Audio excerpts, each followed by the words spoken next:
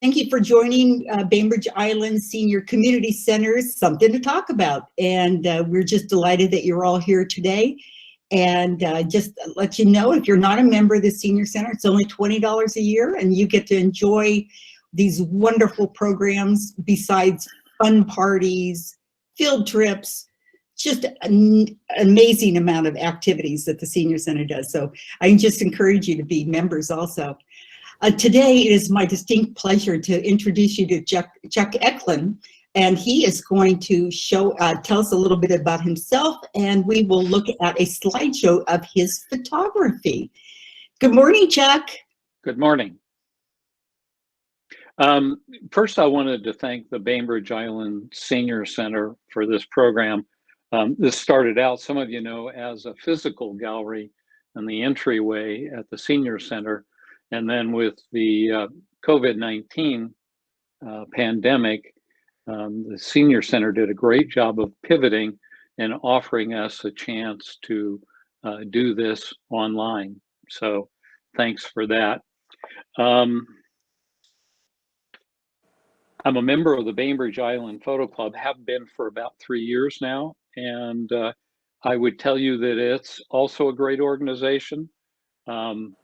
And if you're interested in getting into photography, there isn't a better place or better people to be with to do that.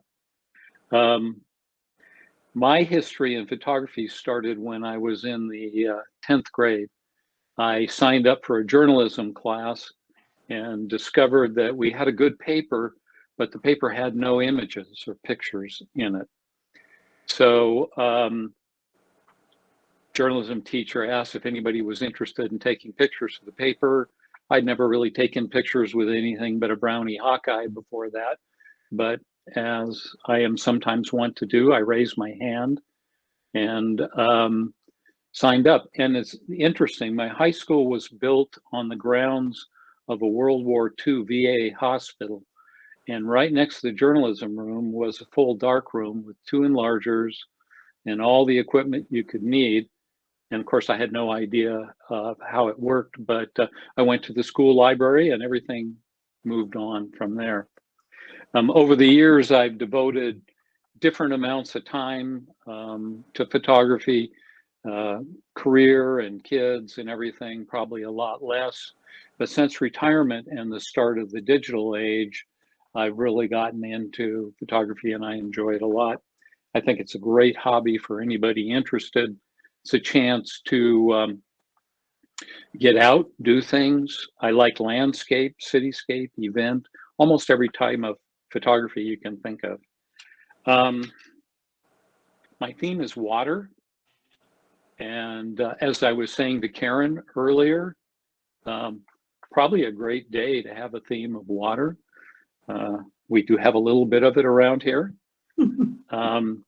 I went to school on my fellow club members' previous themes and presentations, and they've been great and interesting. So I hope I can do a good job of illustrating that theme myself.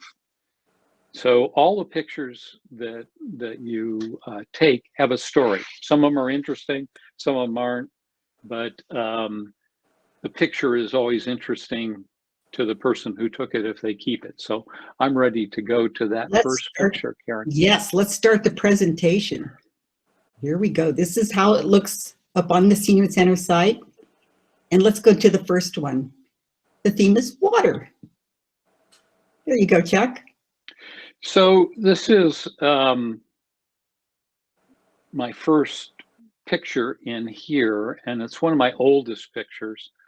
I took this in Vietnam in 1966. I was there in the Army, and I carried my camera with me as often as I could.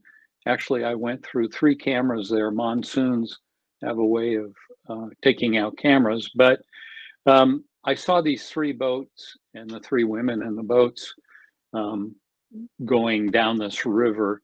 And for some reason, I have no idea why, I wasn't satisfied with the image the way it is here. I wanted them to turn around and look. I guess it's a lifelong habit of all of us saying to people we're taking a picture of, you know, smile or look or something. And so with what little Vietnamese I had, I yelled out ciao, which is hello in Vietnamese.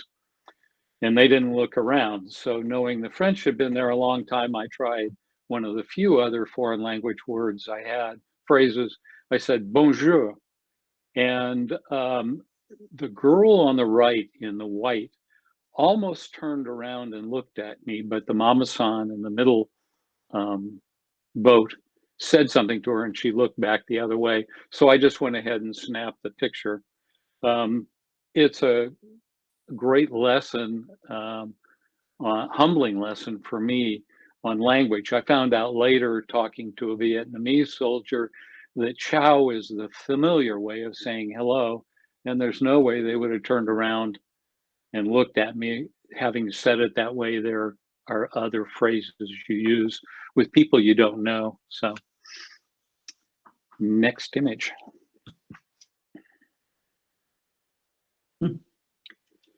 So this is lightning over Coeur d'Alene Lake. I find lightning exciting and awe-inspiring. And we were visiting friends on Coeur d'Alene Lake, and it's almost always true that when we go there, we get a nice lightning and thunderstorm show at least one night or day. So it's something to look forward to. I did long exposures, just hoping to catch a lightning bolt during the exposure, and I did it repeatedly and got lucky and got one. And then the lightning kind of moved up the lake towards us, so I gave up on photographing lightning bolts, not wanting to become a lightning bolt victim. But I think most photographers have somewhere in their to-do list capturing a landscape with lightning in it. So this is mine. I love the reflection on the water. Yeah. Oh, something else. Beautiful.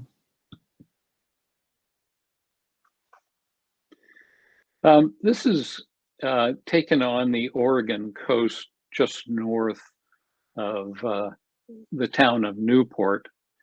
And I was driving down towards Newport, and the weather report had said that the storm would clear. And so I found this cliff up above the beach and waited around for about 2.5 hours, I think. And sure enough, the storm started to clear out.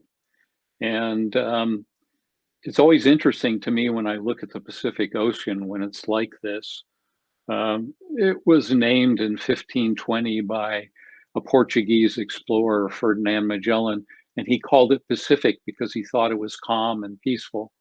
I kind of think he should have hung around for a while. He might have gotten that a little bit wrong, but it is, for me, most interesting when it is stormy.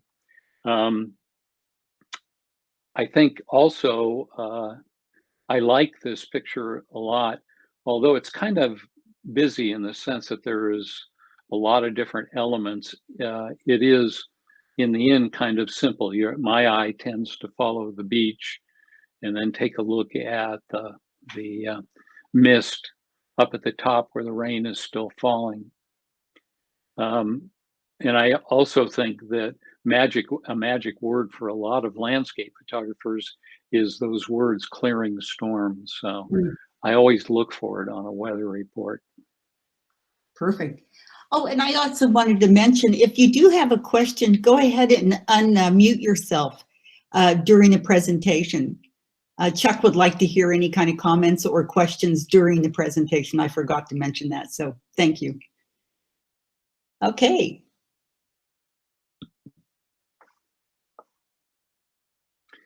So water doesn't have to be big to have an impact. This is a picture from a small creek that feeds the Dosewallips River. And as an advertisement for the photo club, this was taken during a field trip to that area. A whole group of us met up there, all had our masks on, had a good time and took pictures. I used a slow shutter speed on this to kind of show the power and the motion of the water. And then of course the rocks and the leaves are pretty stationary and provide some different colors and kind of an anchor for your eye with all the activity going on around it. You certainly can feel the movement. Beautiful.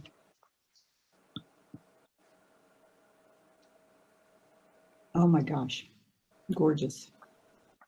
So I'm probably destroying the name. This is the Wauklella Falls. They're in the Oregon side of the Columbia River Gorge. And this is up a trail about a mile or a mile and a half in, but it's certainly well worth the walk. We all know that waterfalls are very powerful and are a lot of fun to look at. This one is a fairly good sized one and pumps out quite a bit of water. And of course it has that wonderful green that those of us in the Northwest really love.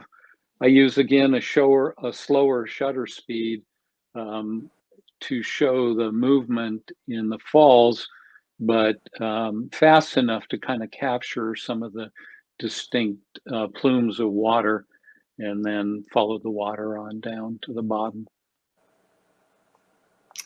So that looks off to the right. It looks like a cave. Yeah, it's really not. It's just a dark side of the rock. I kind of walked around different areas there without disturbing anything, and I did look at. I kind of had the same impression at the beginning, and moved a little bit to the left and looked over there. And of course, there was, even if there was, I'm glad there wasn't a cave. I might have been tempted to try to get over to it, which probably wouldn't have been a good thing. Yeah, probably not. We want you to stay around and make more photos. Thank you. Oh, wow, that's beautiful. Well, this is a falls that's in Yosemite National Park. And they're called, most of the year it's called the Horsetail Falls. Part of the year it's called the Firefall. And the Firefall is an interesting word in Yosemite. When I was a kid, my family would go up there and we would stay in the tents at Curry Village. And they had a firefall where they lit a fire up at the top of the cliffs and let the embers get good and hot and red, and then they push them over the top. The National Park Service stopped that, I think, in about 1968 or something like that. But it was, in a sense, replaced by this. This is a phenomenon that happens only for a brief period, and it was first photographed by Ansel Adams in 1940.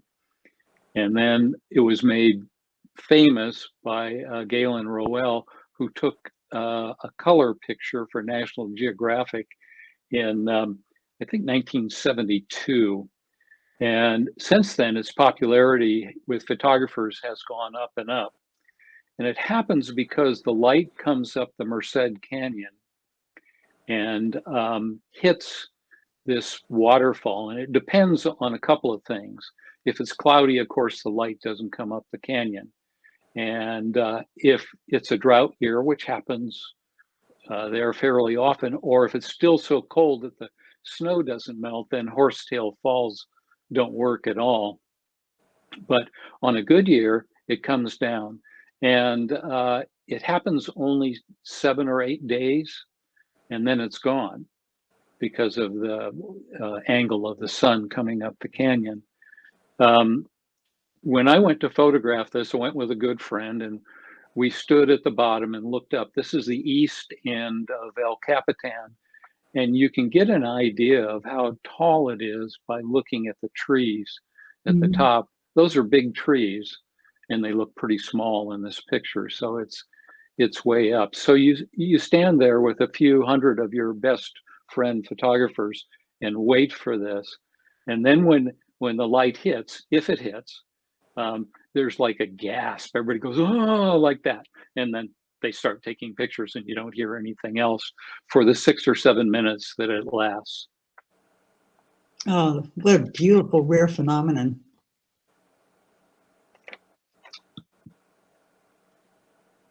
Oh, beautiful. So we're still in Yosemite, and this is the Merced River in a snowstorm. It has a lot of different elements in it, but again, I like simple images. Again, at its core, it's a simple image. There's the power of the river, which basically takes the middle, and then the trees on the side, which frame it. And then, of course, the snowfall, which was pretty prolific coming down. And it's a black and white, obviously, landscape. And not everybody likes black and white landscapes, but I do, and Ansel Adams does. So I'm good with that. Again, looking at the reflections and on top of the ice or water. It's water. It's water, yeah. Very still though, very still. Yeah, yeah. The Merced, I've never heard of it freezing over. It might, but I've never heard of that. So yeah, lovely.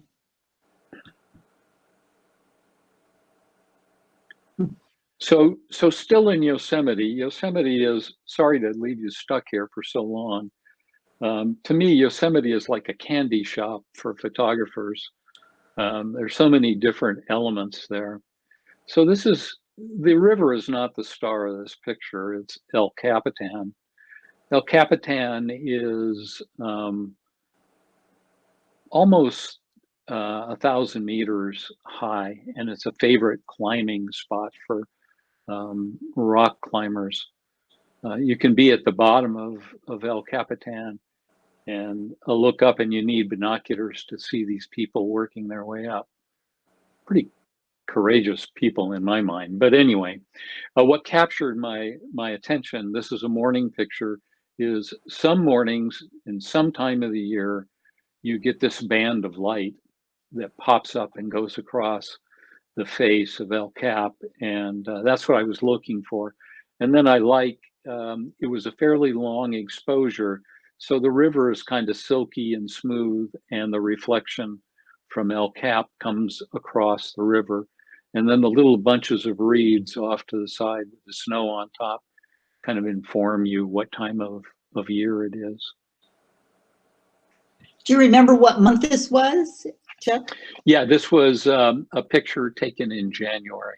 Ah, okay, very nice.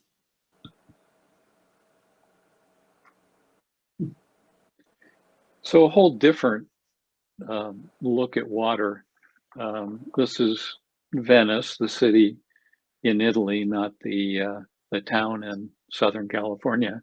To me, it was interesting to see a whole way of life built around water and transport on water. And what captured me this evening, the evening I took this picture, was the light coming down this little canal.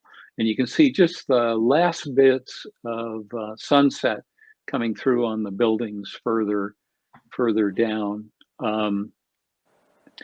Almost every one of these buildings has a wide doorway from which they launch their boats. So I found that kind of intriguing too.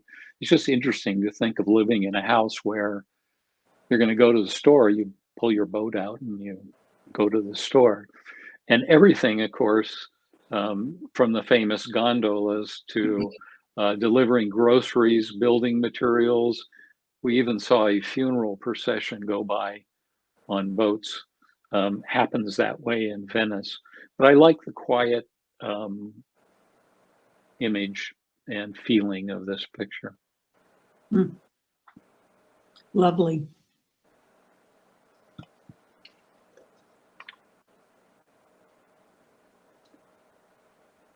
This is the Cayucos Pier. I like piers and wharfs. They always look to me like a kind of a brave projection out into the ocean. What captured me, this is an evening picture, and a long exposure to smooth out the ocean. What captured me was the color, the blue of the sky and the magenta of the clouds and the water, and again, the blue in the water, and kind of the calmness and smoothness of those versus the rugged brown and black pier, which kind of captures your eye and points you out to the horizon. The town of Cayucos is a very interesting place. It's got two elements which I really appreciate. In addition to being an attractive little coastal, it's on the coast of Central California. It has a wonderful ice cream store, which is almost as good as Mora's, not quite. And it's close to some excellent wineries. So nice place to visit. Wine and ice cream. You got it. So what major town is it close to on the coast? Do you remember? Yeah, well, it may not be major to most people, but it's north of San Luis Obispo. Okay. And San Luis Obispo is about 40 minutes north of Santa Barbara.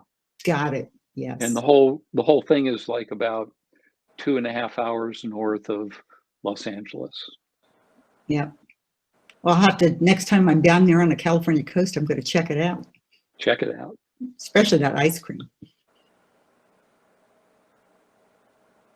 Well, I wonder where this is. Okay, so this is an iconic skyline, not a great iconic picture of an iconic skyline, but if you let your eyes wander over to the right, you'll see what the picture is all about. It's a Ohio-class nuclear submarine, and I think actually it was the Ohio. What the Ohio was doing out on the West Coast, I'm not sure, but here it was. And we were on a ferry going over to Seattle, and the ferry came to a stop, and the captain came on and explained that there was a submarine, our Navy's submarine, going across Elliott Bay, and that the rule of the Sound and the oceans around there is that submarines and aircraft carriers have the right of way, which makes a lot of sense to me.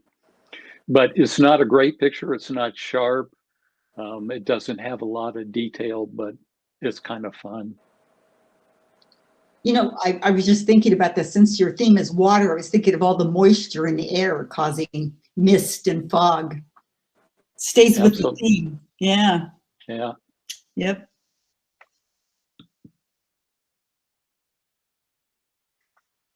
Oh, lovely. So the Washington State Ferry at dusk, this is a lesson about what makes a good camera.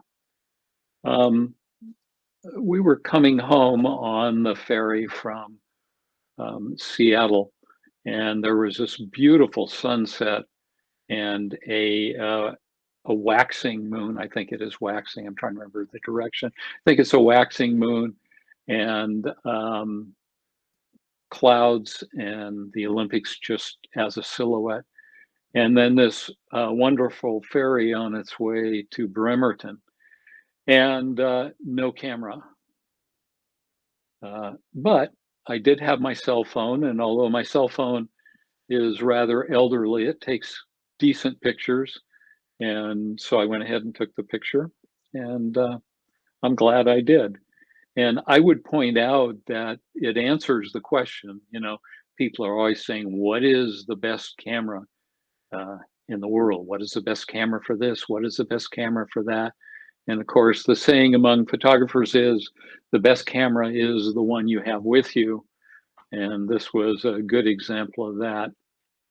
If you're interested, many members of the photo club use their cell phones or smartphones extensively and take wonderful pictures. And many use what's described as point and shoot cameras and also take wonderful pictures. So if that's your style of photography, the photo club may still be something that you're interested in. It's interesting you said the elderly cell phone. Isn't that about 2 months old? They're Well, always actually, in getting this case, it's like about 5 years old, which in cell phone life is like over 100, I think. like a fossil. Huh? Yes. Well, it's beautiful. It did a great job with the sunset.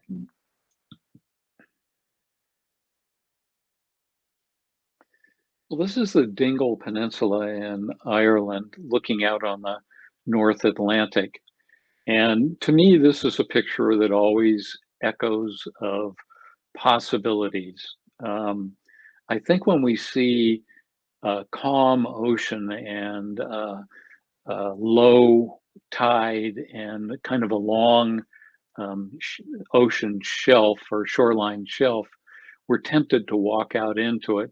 This is my wife, and I think she was probably thinking about possibilities as she was wandering out into that Irish Sea. When I think of Ireland, I always think of the Greens, but it has a vibrant and active coastal area or areas. And so that's a part of the island too. I love like the ripples. Is that ripples in the water or is it in the ground under the water? It's ripples in the water from her steps. Okay, wow. It was very smooth. It was kind of amazing. Yeah. You can see through it to the rocks and whatever yeah. else is on the bottom. Beautiful.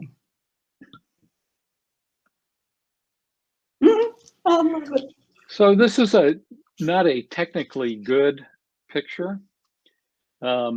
This is Pippin, my sister's cat, and she describes him as both charming and wacko.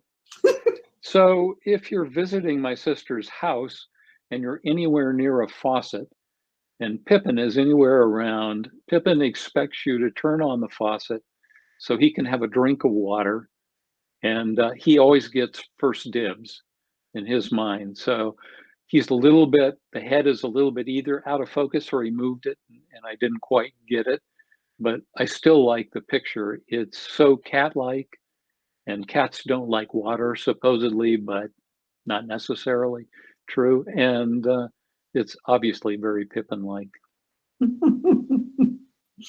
Where does your sister live? She lives in the middle of Massachusetts. Oh, neat. In a town called West Brookfield. Okay, yeah, I'm pretty familiar with that. Yeah. Well, I like Pippin. Oh. So homeschooling. During the pandemic, I'm sure a lot of parents are feeling, overwhelmed with homeschooling, hopefully coming to an end for those who want it to end. This mom, I think we would all agree, has her web feet full. 9 little ones.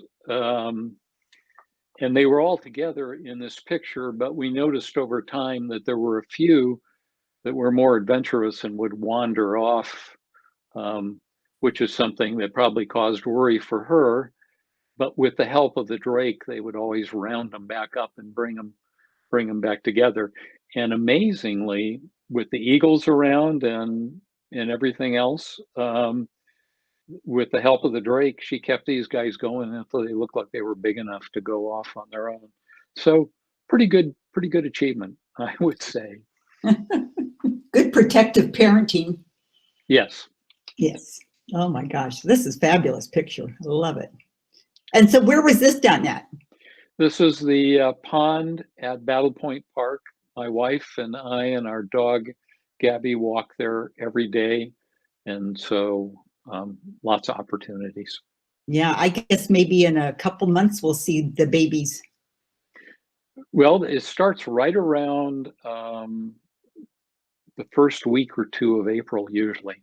But this year the pond is in some distress, so it'll be interesting to see how that works. There's a leak. Oh dear.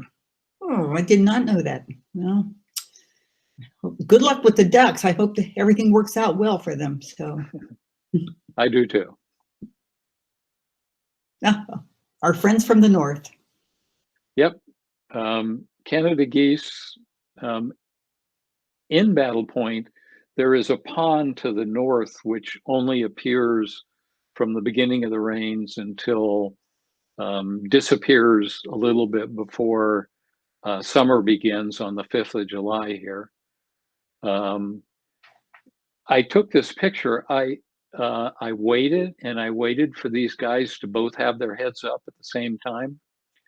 And then wouldn't you know it, one of the themes for our photo club turned out to be pairs. And I was even more irritated with them when I looked at the picture. But as I've thought about it over time, you know, pairs do their own thing too. And so having one head up and the other head down kind of works for me now. And I like the colors there. It was taken in the fall, so we have the fall colors, and in the morning, I like the photo, and I like our visitors from Canada too.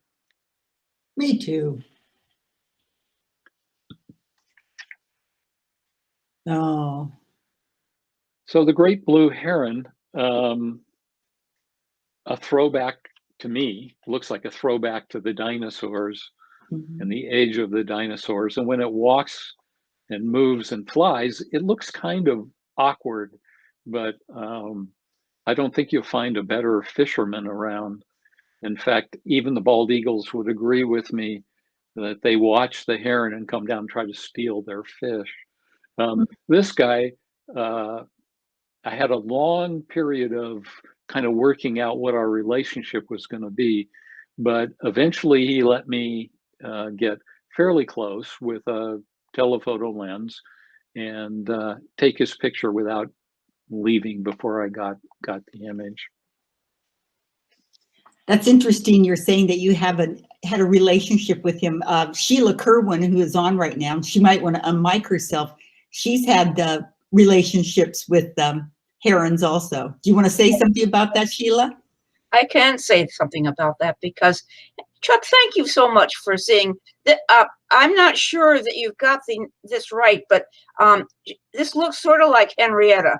Okay, there are two down. There are two down at the marina here on Bainbridge, and the one of them is Hank, and the other one is Henrietta. Hank is the one that was named by the people that live there.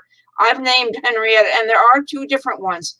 And you can go down there most anytime around, usually low tide, a little bit, and they're going to be found. They stand so still. You have to really, really, really be concentrating to find them. And they don't really come out this blue. I don't know how you got this blue because right now they're gray, very gray. Where did you take this picture then, Chuck? Well, Sheila, again, it's Battle Point Park. And this guy or girl, I think it's a guy, was kind of skittish at first. And then when he realized I wasn't going to interfere with his fishing, I worked real hard not to do that. He kind of became more tolerant of me. So, and it seems like either this guy or his progeny show up in the park from time to time. I'll have to look and be sure to go up there and see that because my only access to Henrietta is down here at the marina, and she and I do have a special thing going. Something happened the other day. I didn't see her, and all of a sudden, just over my head, she flew over my head and cawed, that terrible caw that they have, came over my head. But she didn't make any noise other before that or after that. So I figured, she said, "Hi, Sheila, I'm here." Oh, I love it. Oh my God. Yeah. So what's wonderful with going out in nature and photography is that you get to have a relationship. That's pretty special. Thanks, Chuck, for that. Yep. Thank you, Sheila. Oh, this is nice. Reeds and Rain. Again, Battle Point Park, the pond. I like this because it reminds me of a Japanese wood print. A little soft, and although the reeds are distinct, they still have kind of a little bit of a glow to them. I did that in processing afterwards. And then the raindrops all around, little points of interest. To me, it's a very calm and relaxed kind of image. Oh, it's just lovely. Is this at Battle Point also? Yes. Oh, it's lovely. Oh, So this is at the 9/11 memorial in New York. And, you know, it's a very somber kind of place, and you see different remembrances around. It was raining, obviously, that's why the water is on the bouquet. And there were quite a few people, but it's very hushed. It's like people used to treat libraries, quiet, you know, and whispering. The message below the bouquet there said, our 23rd wedding anniversary. oh, oh, Yeah, heartbreaking. every time I look at it, that's what I think. Signed, your wife. Oh. Beautiful, perfect rosebuds. So, Yep, and I'm sure they arrive every year. yeah. Oh my gosh. That is so powerful, Chuck. Mm.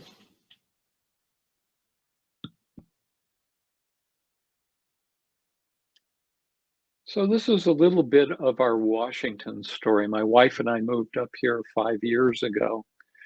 And we had a rose in our garden that had been given to us by a dear friend in remembrance of my wife's mother.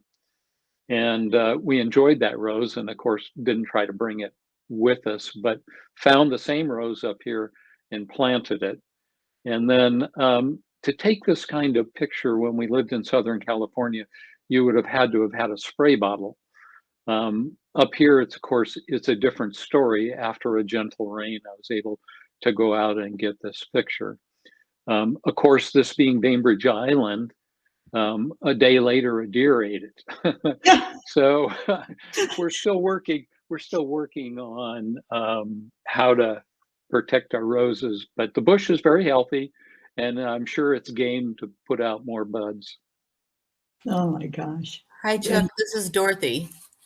Hi, Dorothy. And I just wanted to tell you that I think this is my favorite picture just because it's exquisite. Thank you. So beautiful.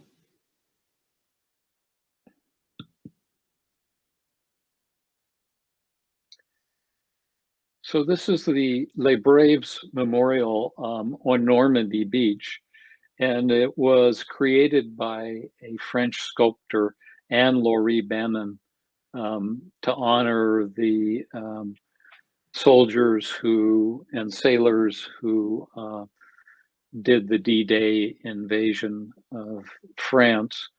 To me, it's a very striking statue. And I like this solitary walking figure, first of all, because it's solitary, but second of all, it gives you an idea of the size of the sculpture. And a somber, cloudy day and a rough sea, and then the sand. And then the roses are kind of wilted, but they're put in fresh, we were told, every day.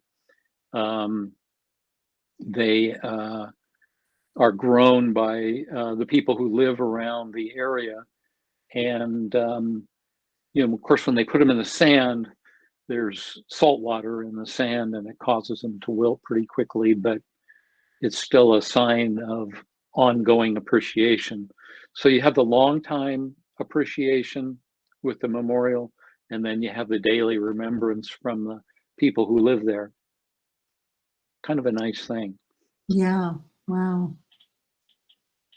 I have never seen his memorials before. I'm rather stunned. I didn't realize that was theirs. Yeah, it's on Omaha. The middle of the invasion was Omaha Beach, so it's kind of in the middle of Omaha Beach. Wow. Striking.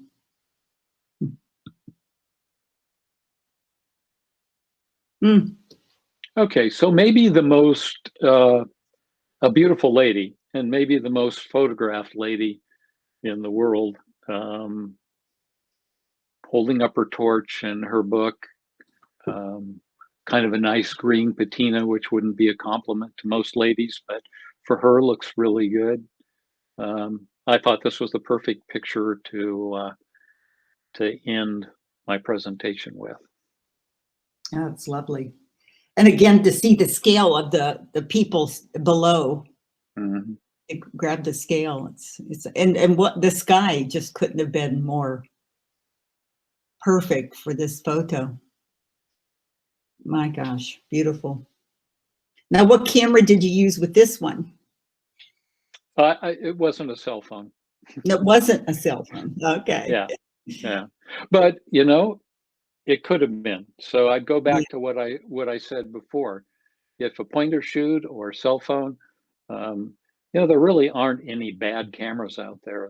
They all take pretty good pictures. So, and if you want fancier and more sophisticated cameras, I don't think there are any bad ones of those out there either. So, Right. Yeah. Well, thank you so much. Does anybody else have any questions about any of the particular photos? I have a question. Are you composing through the lens, or are your compositions manipulated digitally later? Do you think about composition when you're shooting? yeah, absolutely. Composition, light. And so these are through the this is you working through the lens and not Well, manipulating that much later. Well, I don't know about everybody, but a lot of photographers shoot in RAW, which is a format for the picture that you take. You can either shoot in RAW or JPEG. JPEG, the camera does a lot of this kind of thing for you. But if you take a picture in RAW and you look at it and you download it into your computer and you look at it, they're kind of very flat and they have very little contrast. And so then you do a little bit work to bring them back to where you saw them. So to say I do no manipulation wouldn't be correct. I do some manipulation, but it's because I shoot in RAW because there's a lot more information in a RAW file. Well, I see a pattern in your composition. They're lovely, absolutely lovely. But I see a stylistic thing in your compositions. So I was assuming that those were chosen through the lens. That's your look, that's your style, that's the way you compose. Yeah. Actually, my preferred style for almost every image is simplicity. I don't always achieve it, but it's a goal. Well, your compositions are very middle located, and you just have fabulous images through the, this central kind of composition. So they tend towards a middle composition as opposed to off to side and side. And there's such a consistency in the style. It's fabulous. I mean, I just really impressed. Well, thank you. I like the word fabulous. Yeah. I'm from LA. I get to use it. I've only been here 2 years. Okay. I'll get over it. Any other questions for Chuck or comments? I will just say that it was just a wonderful show, Chuck, and I appreciate all the history and the details that you shared. And I think probably my favorite, if I had to name one, would be the Merced River in the Snowstorm, the black and white. I love that. So anyway, they were all wonderful. Thank you. Thanks, Diane. Yes, thanks for sharing. It's they're beautiful, beautiful images, and very much appreciated on this end. Thank you, Lawrence. Oh, the pictures are absolutely fantastic, Mark, and thank you for Henrietta's cousin. Oh, Henrietta's cousin. I like that. I'm going to have to go down and find Henrietta. Oh yeah, or Hank. Can I use you as a reference? Yeah. Yes, I feel sent me.